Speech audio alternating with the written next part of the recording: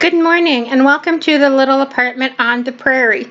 Today I'm working on some herbal medicines that I'm making, some tinctures and some oils that I'll use in salves. And so I'm just going to kind of take you along with me, show you what I'm doing, tell you a little bit about what I use these different things for. So let's get started. So I've got a lot of jars of stuff here that I need to strain. I've got mullein and garlic and olive oil. I've got alder leaves and twigs and bark and vodka, which I'm going to make a tincture. The mullein and garlic and olive oil I use for earaches. I put it in a dropper, and a couple drops in my ear when I have an earache works wonderfully. So I've got alder and vodka that I'm going to make a tincture. It's supposed to be good for the lymphatic system. I've got coneflower and vodka or echinacea, which I'm going to make a tincture. I've got dandelion and almond oil, which I use to make dandelion salve. And then I've got some dandelion and vodka. I'm going to make a dandelion tincture, which is supposed to be good for digestive issues, for,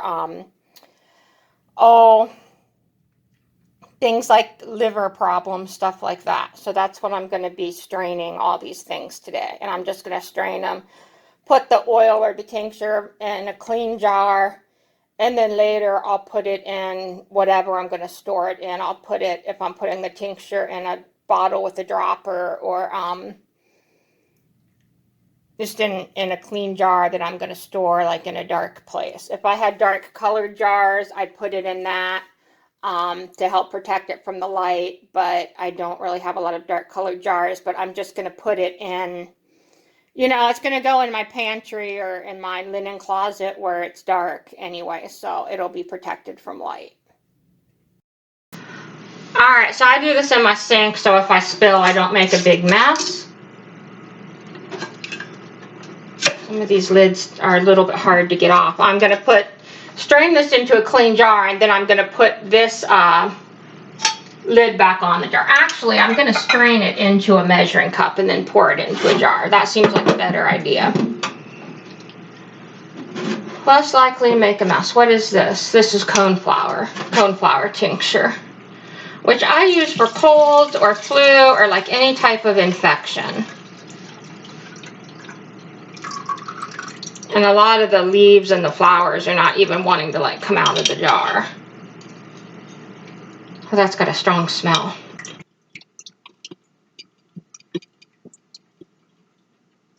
Let's get as much of that out of there as I can.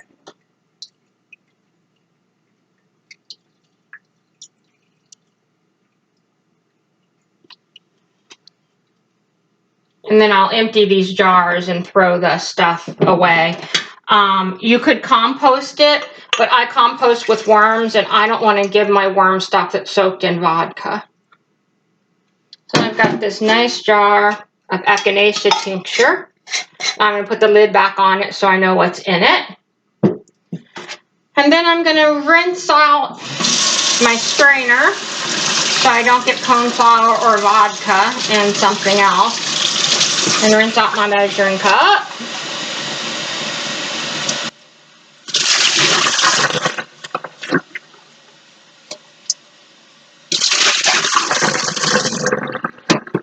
If you want to take the tincture but you don't want to be imbibing alcohol, you can put it in a cup of very hot tea, and the alcohol basically burns off. It's like when you cook with alcohol. The alcohol actually like evaporates from your tea, and you just get the medicine from the plant. But you're only taking a few drops at a time, so you're not really getting a lot of alcohol anyway. This is the alder. This is the first year I've made an alder tincture. I was kind of thinking it might have helped Isaac with his lymphoma, but, I started this before he died, but did he die before it was ready?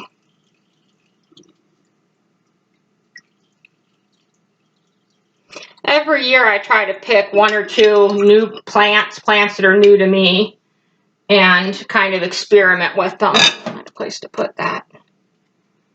And just experiment with them and see what works, what it works for, what I like, what I want to make again next year or pick again next year. And this is an alder tree that grows like in my yard here, so it just barely fits in there.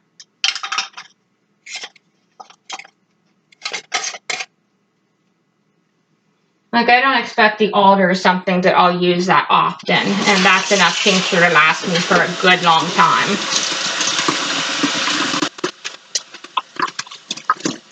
It's really well. So I've got some stuff in like almond oil that I do not want to get vodka. What else do I have? Oh, I'll go ahead and do my dandelion tincture. This is the first year I made dandelion tincture. I have dandelion and almond oil all the time because I make salve out of it. Here I'm going to get a lot of the plant comes out because it's small. It's dandelion flowers. You can kind of smush it and get more of the liquid out.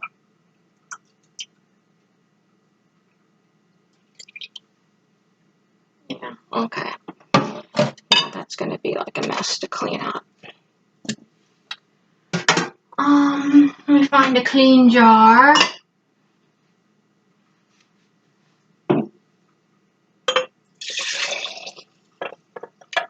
And these tinctures, I'd rather take a tincture in tea anyway, because you can just put a few drops under your tongue or a few drops in a glass of water, but they don't really taste that good.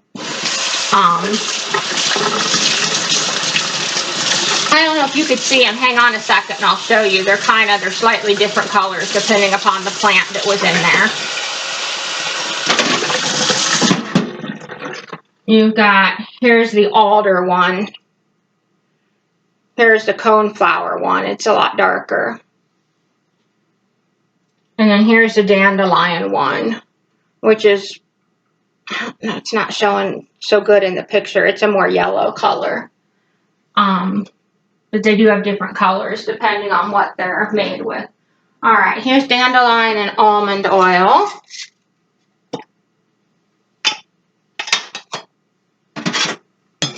And always, always, always write what's in the thing when you put it away in a jar, you know, to sit for a couple months, because you might think you'll remember, but a lot of times you won't. I don't. I'm trying to like squish some of this oil out of the dandelion. This takes a while longer for the oil to drain out.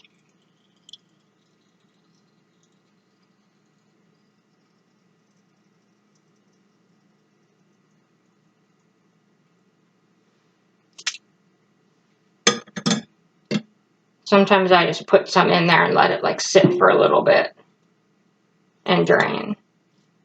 Probably using a spoon would work better to like smash it than using the bottom of the jar, huh?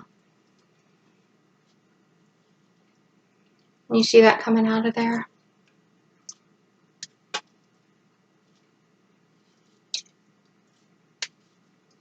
And I use this, the dandelion and almond oil. I make dandelion salve. And I also make something I call paw butter, which I started making for a friend of mine whose dog had allergies that made her feet itch, but also her paw pads were really dry and cracked. And so I started making paw butter for her dog's feet. And a lot of my friends use it now on their dog's feet, but it's got dandelion and plantain in it, and almond oil, and then it's got shea butter and beeswax. But it works really good on dry people feet too, as well as dogs.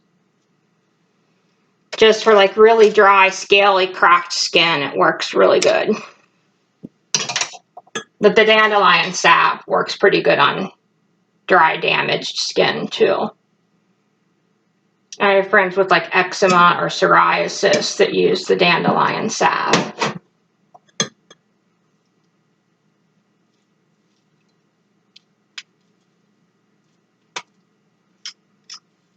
And I just want to get as much oil out of there. this dandelion, you know, picking dandelions and then processing them takes so much time. I want to get every bit of oil because this represents, you know, soaking it in oil is not a lot of work, but picking all these dandelions and then separating the flowers from a lot of the green bits, that represents a lot of work that I did. So I want like all the oil I can get. Okay, let me get a clean jar for that. All right, there's dandelion and almond oil.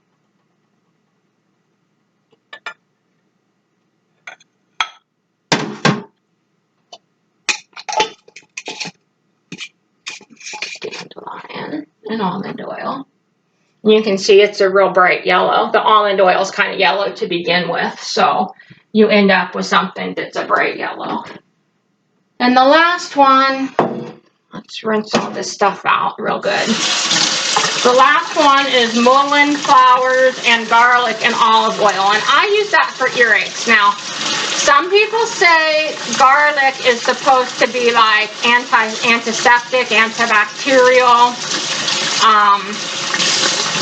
I don't know. I don't know if it's killing, you know, germs in your ear or not. Maybe it is.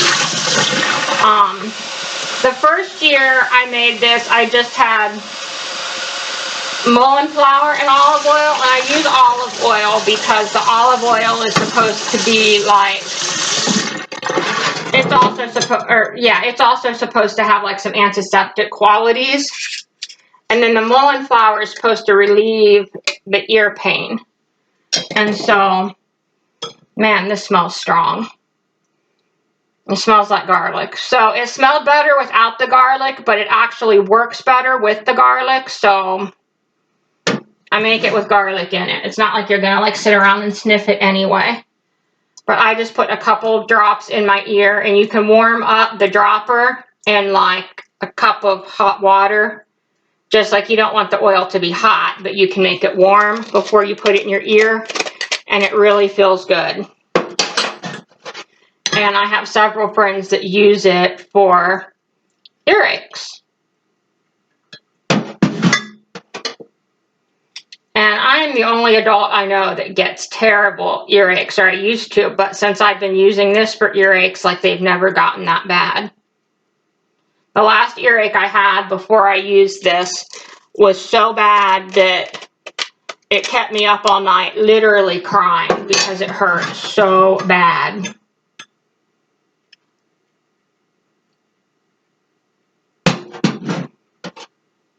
And I'm just trying to get all this oil out of here. Because again, picking these little mullein flowers, that takes a lot of work.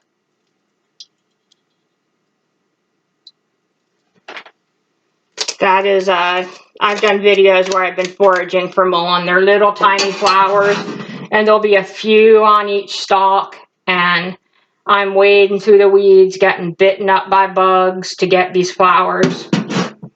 So they are precious. The garlic I buy minced up in a jar, but the flowers are precious.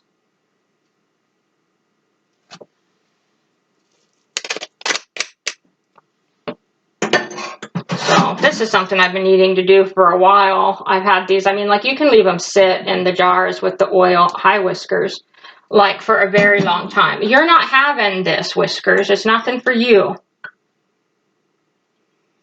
Oh, you're such a nosy cat. It's smelly, huh? Come on, get down. You don't need to be up here. No, you don't. Man, you're a big cat. All right, let's get that in the jar.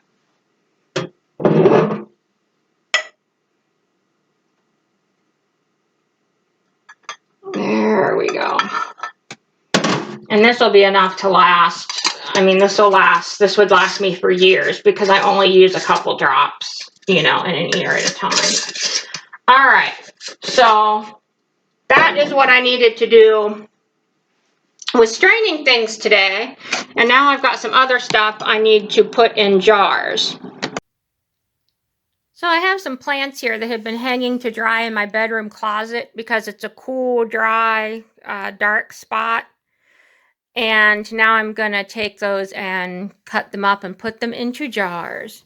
Sassy, get out of my closet. Little kitty, come here. Alright, so the first thing I've got here is some yarrow flowers. And I just want the flowers, not the stems.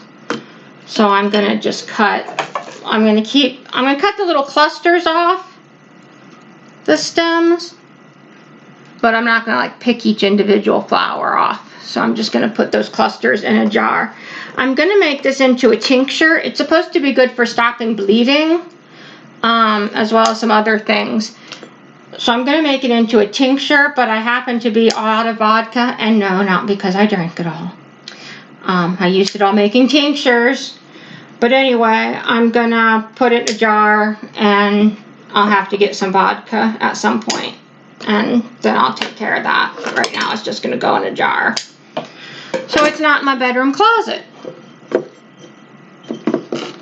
So there's yarrow flowers. And then I've got some wild lettuce, which is a bit messier to deal with. Got it tight. Oh, my shoulder is really bothering me. So I'm gonna cut these clumps of lettuce off of there.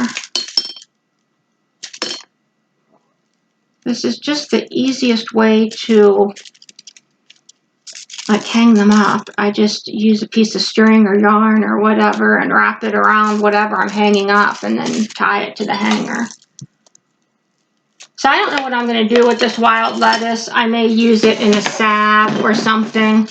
But right now, I just want to get it out of my closet. I'm going to cut it into pieces and stick it in a jar. And then it's dried. It'll keep for a very long time. When I know what I want to do with it, I can do that. I've already got some wild lettuce that I'm making into a tincture, and I've got some that's already in almond oil that I'm going to use in a salve. And I'll see how I like the salve, and if I like it, then I'll probably make more. I don't think I'll need more tincture because one thing of tincture lasts a long time. But I may want to make more salve with it. But I'll see how the first batch turns out first. Put that down in there. I've got more I want to shove in there. I need more. I really should put more yarrow flowers in that jar. I didn't get as much in there as I would have liked. But I sure have lots of wild lettuce. I probably should have done this in a larger jar. Maybe I'll switch it to a larger jar.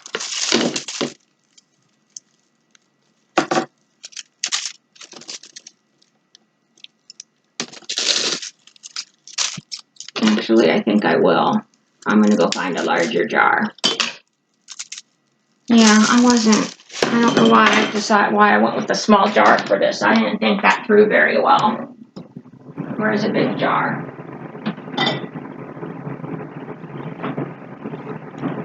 Let's go with a quart-sized jar of wild lettuce.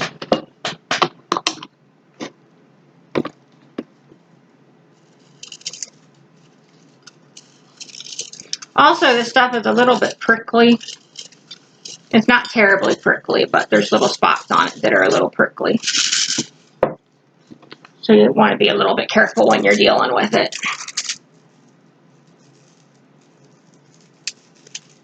Sassy's locked in the bathroom because she would be out here. She will chew on dried plants, and it doesn't matter what they are. She will try and chew on them and steal them.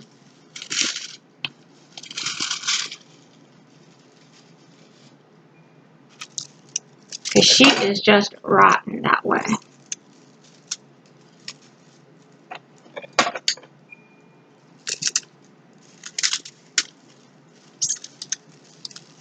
I knew, oh, Whiskers is playing with the toy mouse that squeaks. She doesn't play with toys that often. I was like, who's playing with the mouse over here? Because Sassy's in the bathroom. Sassy was playing with that mouse earlier. She was putting it in a cardboard box. Some stuff came in the mail. And she was putting the mouse in the box and then taking it out and putting it back in the box and having all kinds of fun with it. And I just cut this with, like, they're clean scissors. They're my kitchen scissors. I wash them, like, when I wash dishes after I use them. Almost all in there. And breaking it up a lot is fine. It'll extract the stuff that's in the plant better that way. I am kind of making a mess on my kitchen table, though.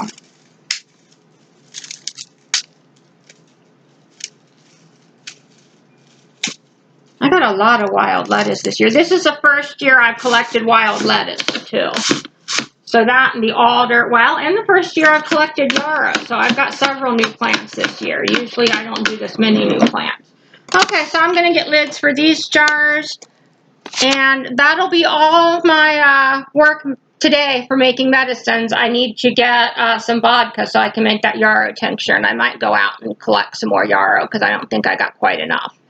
So I hope you all have a great day.